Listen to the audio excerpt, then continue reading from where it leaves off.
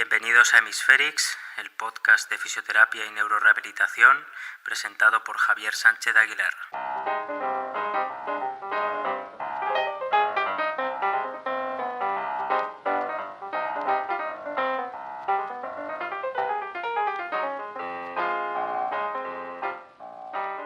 En el episodio de hoy vamos a hablar de un modelo que se utiliza mucho en neurociencia y neurorehabilitación para explicar ciertos déficits motores tras un ictus. Es uno de esos modelos que al entenderlo genera una especie de parsimonia en nosotros, nos hace pensar que entendemos cómo funciona un cerebro lesionado. Seguro que en algún momento habéis leído o escuchado algo sobre este modelo, el modelo de competición interhemisférica. Según él mismo, el hemisferio no afectado, que habitualmente lo llamamos contralesional, inhibe de forma excesiva al hemisferio afectado ipsilesional. Y esto tendría una repercusión motora negativa sobre el paciente. Significa que esa conducta del paciente, lo que vemos que el paciente hace a nivel motor, no sería solo fruto de la lesión, sino que hay que añadirle esa inhibición que ejerce el hemisferio sano, entre comillas, al hemisferio afectado. Es como que se magnifica el déficit. Este modelo ha servido de base para enfoques terapéuticos como la estimulación magnética transcraneal, la TMS, y la estimulación transcraneal por corriente directa o la TDCS, en algunas aplicaciones, no en todas, con la idea de que hay que reducir esa hiperexcitabilidad del hemisferio sano, que está a tope inhibiendo al afectado, y justamente aumentar la del hemisferio afectado, ¿no? Es decir, favorecer lo bueno y desfavorecer lo malo. Es una cosa muy simple que, como digo, genera mucha parsimonia, ¿no? Nos genera como cierta sensación de, claro, ¿no? Es evidente que tenemos que hacer eso. No obstante, como viene siendo habitual en Hemisférix, si todo fuera tan bonito y parsimonioso, no estaríamos haciendo un episodio sobre ello. Gracias a Jon Krakauer, que seguramente ya conocéis, lo hemos mencionado mucho en este podcast, y su magnífico libro Broken Movement, pude conocer una crítica más que razonable a este modelo. Y de ese punto es de donde he partido. Krakauer básicamente, de forma muy resumida, argumenta que a día de hoy ni la diasquisis ni el desequilibrio inhibitorio interhemisférico han demostrado que contribuyan al fenotipo de hemiparesia del paciente. Y es que no solo Krakauer ha puesto en duda el modelo, sino que ha habido otros autores como Giovanni Di Pino o autoras como Brancaccio que han hecho propuestas de mejora muy relevantes. La evidencia reciente cuestiona, en definitiva, la validez universal de este modelo, por lo menos que funcione siempre. Algunos estudios han mostrado que este modelo solo sería aplicable a ciertos pacientes con suficiente reserva estructural en el tracto corticoespinal, es decir, cuando el hemisferio afectado aún tiene cierta capacidad para recuperarse en sí mismo. En pacientes ya más gravemente afectados, el hemisferio contralesional, el hemisferio sano, podría compensar a modo de plasticidad adaptativa esas funciones motoras que ha perdido el hemisferio dañado hasta cierto punto, por supuesto, y esto contradeciría el modelo de competición interhemisférica y respaldaría la idea del modelo de vicariación, ¿no? Que el modelo de vicariación pues es muy estudiado y que enseguida hablaremos de él. Por tanto, hay mucha tela que cortar y vamos a ir viendo algunas críticas a este modelo y alguna propuesta, ¿no? Hacia dónde podemos dirigirnos actualmente en el año 2024. El modelo de competición interhemisférica fue propuesto aproximadamente en los años 90, ¿no? Principalmente por investigadores como John Rothwell y su equipo, y es un modelo que se fundamenta en estudios sobre la interacción entre los dos hemisferios cerebrales, sobre todo en pacientes tras un ictus. Rothwell postuló que tras un daño cerebral en el hemisferio afectado, el hemisferio contralateral aumenta su actividad a modo de inhibición al hemisferio dañado, lo que interferiría en la recuperación motora. Esta teoría de la competición entre hemisferios fue supuestamente respaldada por estudios que empleaban técnicas de estimulación transcraneal como la TMS para medir la excitabilidad de esos hemisferios y la inhibición entre ellos. Y así también pues, nació toda la corriente de neuromodulación no invasiva, y aclaro nuevamente que para ese tipo de justificación, por supuesto la TMS y la TDCS pues, también tienen otros modelos para explicar las mejoras que obtienen en algunas intervenciones. Y decimos supuestamente respaldada porque, no porque lo diga yo, que yo no soy nadie, sino porque uno de los mayores críticos de este modelo, que es Jon Krakauer, conoce muy bien de dónde viene todo esto, los primeros estudios, y cómo él cree pues, que se han magnificado los resultados, o la justificación más bien, hasta la saciedad. Él parte de la base de que no hay ningún estudio serio que demuestre que el hemisferio afectado esté doblemente afectado por la inhibición del sano, puesto que no se ha podido demostrar ni la inhibición transcallosa, ¿no? La inhibición entre los hemisferios mediante el cuerpo calloso, ni que reducir esa supuesta inhibición sea relevante para mejorar el déficit motor. Esto lo dijo así tal cual Krakauer en su libro Broken Movement en el año 2017, así tan mordaz como suena. Él sostiene que el cerebro no sigue una dinámica tan binaria de competición entre hemisferios, es decir, es una idea muy simplista, y bajo este modelo no se abordaría la verdadera complejidad que tiene la reorganización cerebral, que como sabemos tiende actualmente a ser comprendida mediante redes neuronales.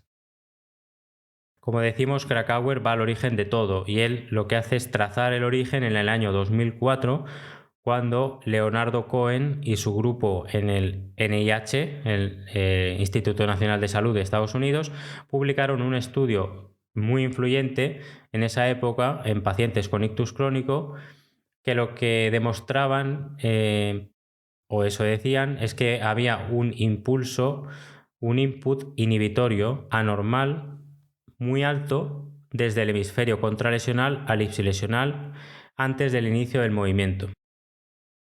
Además, el grado de liberación de esa inhibición se correlacionaba positivamente con las escalas, ¿no?, de clínicas de rendimiento motor, ¿no? Es decir, que sería relevante que reducir esa inhibición es bueno para mejorar al paciente.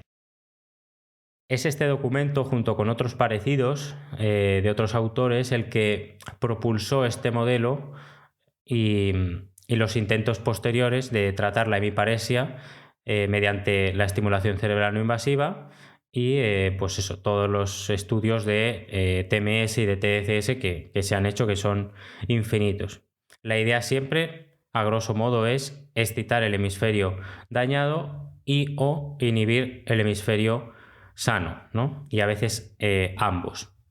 No es sorprendente que, dice Krakauer, que algunos resultados fueran positivos y otros negativos, y eso cualquiera que ha leído un poquito sobre estimulación cerebral no invasiva lo sabe, ¿no? Que hay algunos estudios que muestran resultados positivos, otros negativos, y claro, tienes que ir muy al detalle para ver, para postular alguna hipótesis de por qué algunos sí y otros no.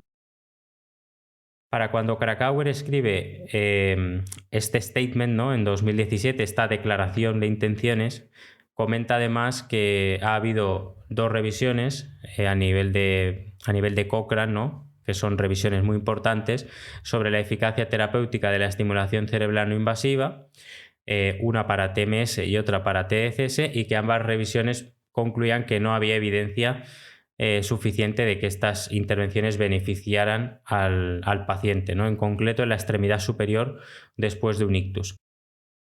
Por tanto, pues tenemos ahí un cacao importante, ¿no? Una evidencia mixta, estudios pequeños, premisas simplistas. Va a decir Krakauer pues, que la N, el número de muestra, pues, es muy bajo, y por tanto pues, hay que pararse a pensar. Como hemos dicho, yendo a la base, el estudio de Cohen del 2004 dice Krakauer, un error conceptual.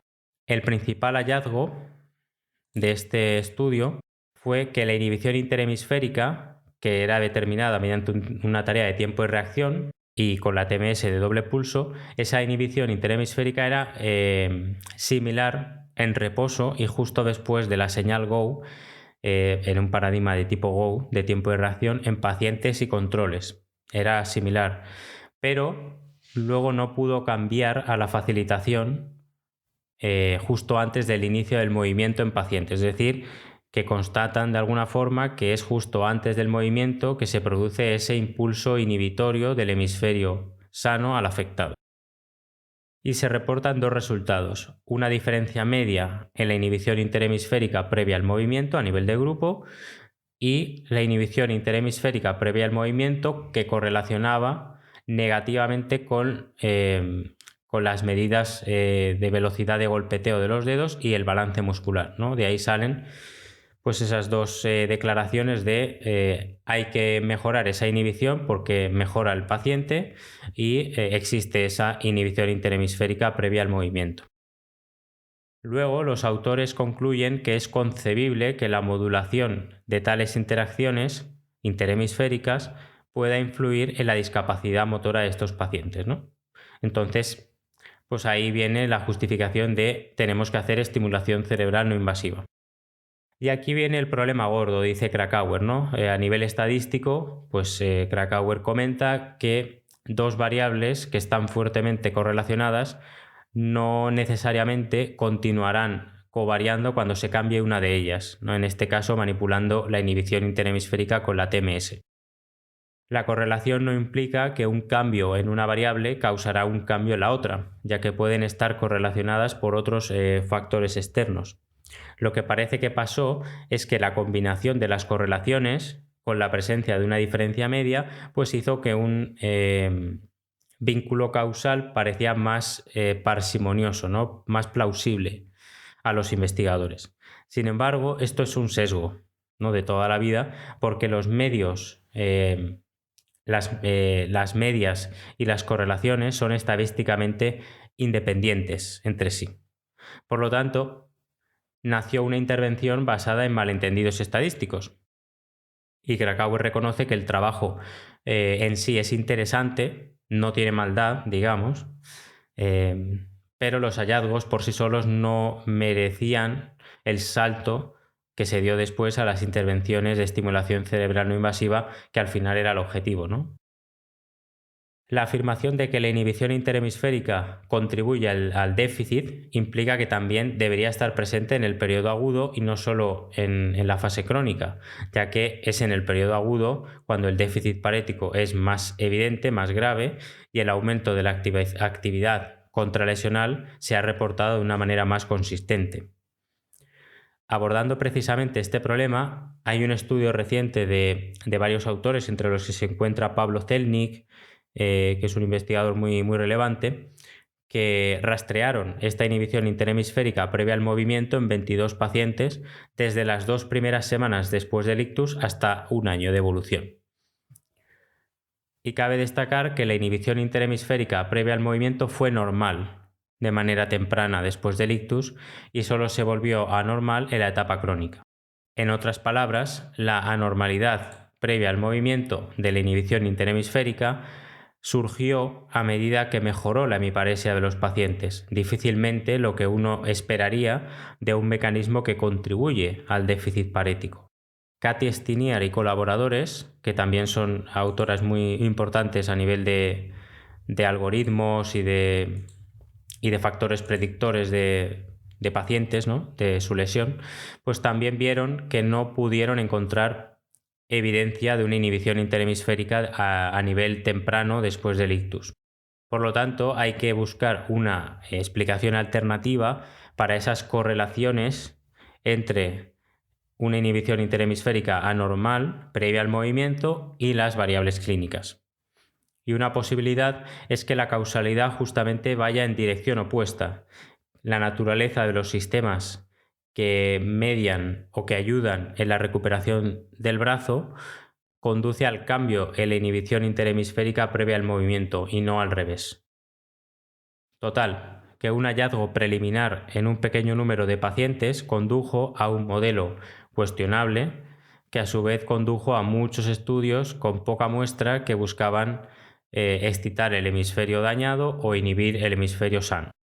Algunos de estos estudios mostraron resultados positivos y otros negativos, como hemos dicho antes. Por lo tanto, concluye Krakauer diciendo que en general, si la estimulación cerebral no invasiva tiene algún efecto positivo sobre el déficit motor, es un efecto pequeño en el mejor de los casos y probablemente no sea atribuible a efectos sobre la inhibición interhemisférica. Es posible que algún día descubramos con ensayos potentes que existe un subconjunto de pacientes que sí se benefician de estas intervenciones basadas en este modelo, por ejemplo, pacientes con hemiparesia leve o pacientes en la etapa temprana después de un ictus, a modo de prevención, si se quiere, de esa competición interhemisférica. Esta crítica la hizo Krakauer tal cual la estoy contando, no estoy ahí acentuando nada. Ya sabéis, los que conocéis a Krakauer y habéis leído, que es muy mordaz en sus argumentos y, claro, cuando tiene tantos conocimientos, pues se puede permitir serlo, ¿no? Y esta crítica es del 2017 y han pasado 7 años, ¿no? Cabría pensar si esta crítica tiene vigencia o no. Y bueno, actualmente parece que Krakauer sigue teniendo razón en varios aspectos. La evidencia más reciente sigue cuestionando la universalidad de este modelo. Si bien algunos estudios sí que han demostrado cierta inhibición interhemisférica post-ictus, estos hallazgos no son consistentes ni aplicables a todos los pacientes. Además, los estudios que buscan reducir esta inhibición a través de intervenciones de tipo TMS o TDCS no han mostrado resultados concluyentes.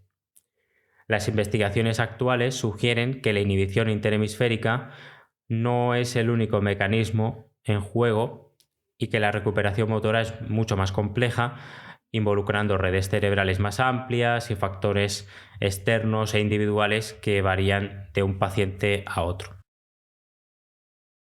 ¿Y qué alternativas podemos tener, no? Se han publicado diferentes modelos, diferentes, no solo críticas, sino ya pues, planteamientos alternativos o complementarios a este modelo de competición interhemisférica, y uno de ellos es el modelo bimodal de Giovanni Di Pino, que es un neurólogo y profesor italiano, neurocientífico, especializado en neuroingeniería y en neurorehabilitación. Di Pino publicó un trabajo muy interesante en 2014 sobre el modelo bimodal, que combina el concepto de competición interhemisférica y el de vicariación para explicar la recuperación motora del ictus. Básicamente, este modelo sugiere que la recuperación depende del grado de daño estructural en el hemisferio afectado, específicamente en el tracto corticoespinal. Y hemos dicho que este modelo combina el modelo de competición interhemisférica y el de vicariación. ¿Qué es la vicariación? La vicariación es un concepto asociado a la neuroplasticidad que se refiere a la capacidad que tiene el cerebro para reorganizarse y reasignar funciones después de una lesión. Específicamente, la vicariación ocurre cuando una región del cerebro que normalmente no está involucrada en una función asume el control de esa función porque la región cerebral original ha sido dañada. Aquí podríamos pegarnos a hablar mucho tiempo, pero os remito al episodio sobre reorganización cortical que es una crítica de Krakauer a la reorganización cortical, que tenéis en Hemispherics recientemente, de hecho, y ahí podéis tener un poco más de tablas en que esto de la vicariación y de que el cerebro se reasigna a ciertas funciones no es tan claro, no es tan así, ni tan parsimonioso también como nos han pintado. Pero bueno, eso os remito a ese episodio. Según el modelo bimodal, en los casos en los que el daño es moderado, el daño cerebral es moderado, y el hemisferio afectado aún conserva cierta reserva, ¿no? Cierta funcionalidad, el modelo de competición interhemisférica es más aplicable, es más relevante. Aquí la sobreinhibición del hemisferio sano sobre el hemisferio afectado limitaría, podría caber la posibilidad de que limita la recuperación, lo que justificaría pues, ciertas intervenciones terapéuticas que buscan reducir esa inhibición. Pero, como hemos dicho antes, cuando el daño es más severo y la integridad estructural del hemisferio afectado, sobre todo el tracto corticoespinal, está muy comprometida, pues digamos que no hay materia prima, ¿no? El modelo de vicariación es el que sale a la palestra, el que adquiere mayor importancia a modo adaptativo, ¿no? El cerebro siempre busca recuperarse y va a buscar las formas mejores que tiene también a través de la predisposición genética para poder hacer que el cerebro globalmente funcione. Al final nosotros a veces estamos viendo cómo el paciente era antes de su lesión, pero a veces lo que vemos en el paciente es lo mejor que ese cerebro puede hacer con el daño que tiene. En este contexto, el hemisferio sano toma un papel compensatorio, reemplazando parcialmente la función del hemisferio afectado. Esto significa que las estrategias de rehabilitación deben enfocarse mayormente en potenciar esa compensación del hemisferio sano en lugar de intentar restaurar las funciones perdidas en el hemisferio afectado.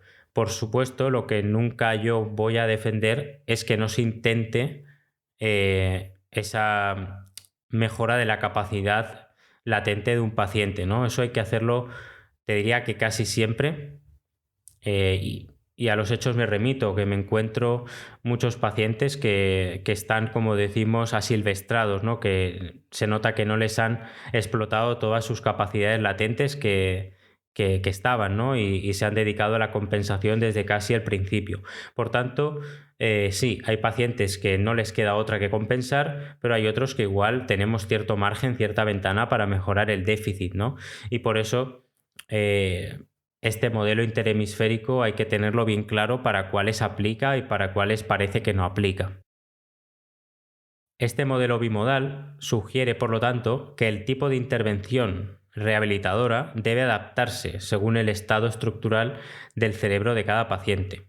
Por ejemplo, en pacientes que tienen un daño moderado, pues las técnicas que disminuyan la actividad del hemisferio sano, que puede hacerse con la TMS o con la TDCS, podrían ser más efectivas o más relevantes, plausibles. Mientras que en pacientes con un daño más severo, pues probablemente es mucho más útil fortalecer esas conexiones del hemisferio no afectado para facilitar la vicariación. Como todo, hay puntos medios, ¿no? Y nada es blanco o negro, y lo primero de todo siempre es explorar al paciente, exponerle a ciertas tareas, darle tiempo para ver cómo el paciente aprende y reacciona, y en función de eso ir razonando qué es lo mejor que se puede hacer, pero nunca de partida cortarle las alas a la recuperación del paciente. La propuesta de Di Pino ha ganado relevancia en el campo de la neurorehabilitación porque ofrece un marco más dinámico y personalizado que el clásico, y en todo caso asume y reconoce que en algunos casos puede ser plausible este modelo interhemisférico. Este enfoque flexible es una de las razones por las que este modelo bimodal ha sido destacado en la literatura como una alternativa comprensiva, útil, frente al modelo clásico de competición interhemisférica puro. Y otro modelo que se ha planteado, aunque este yo creo que está un poquito menos elaborado, pero aún así quiero esbozarlo para tener un poco más de profundidad. Yo os recomiendo que los leáis, que los dejaré en la bibliografía, que son artículos muy, muy bien trabajados, pero bueno, os traigo un resumen para que quede claro. En este caso es una investigadora que se llama Mariana Brancaccio, que está en una universidad italiana, y en 2022 publicó un paper muy interesante sobre lo que podríamos llamar modelo modular del cerebro, ¿no? Que no viene a colación solo con este asunto de la competición interhemisférica, sino que viene de muchos estudios previos, ¿no? de comprensión general de cómo funciona el cerebro, ¿no? Se ha hablado siempre de que el cerebro evidentemente trabaja en redes neuronales, pero es verdad que hay ciertos módulos específicos de de procesamiento de la información, ¿no? Una cosa no quita la otra. Por tanto, parece que van teniendo sentido algunos modelos, por eso los he querido traer a colación. Lo que hace Brancaccio es intentar mejorar el modelo de Dipino, que lo conoce, al centrarse no solo en la interacción entre hemisferios, sino en la compensación a nivel de redes neuronales más amplias, más grandes, y la modularidad cerebral, lo que significa que diferentes áreas y módulos dentro de cada hemisferio juegan roles específicos y pueden ser reorganizados de manera adaptativa tras un ictus. Acorde con la bicariación, Brancaccio enfatiza que el hemisferio sano puede asumir un papel compensatorio en casos de daño severo.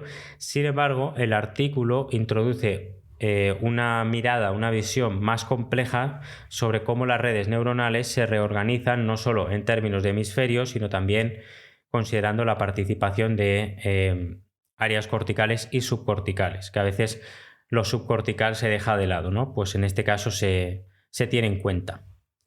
También plantea que el enfoque bimodal, como el que ha propuesto Dipino, es útil, pero debe ampliarse para tener en cuenta la modularidad de las redes cerebrales. Esto significa que no solo es importante la competición o la bicariación entre hemisferios, sino también cómo diferentes módulos dentro de cada hemisferio interactúan y contribuyen a la recuperación del paciente.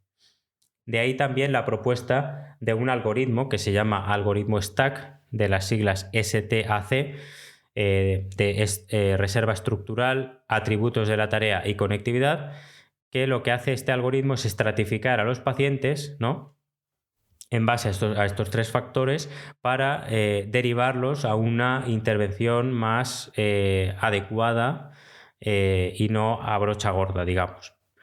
Los que tienen una reserva estructural mejor o más significativa podrían beneficiarse de técnicas restaurativas, ¿no?, del hemisferio dañado, mientras que los que tienen una baja conectividad o reserva estructural se beneficiarían más de enfoques compensatorios a través del hemisferio contralesional.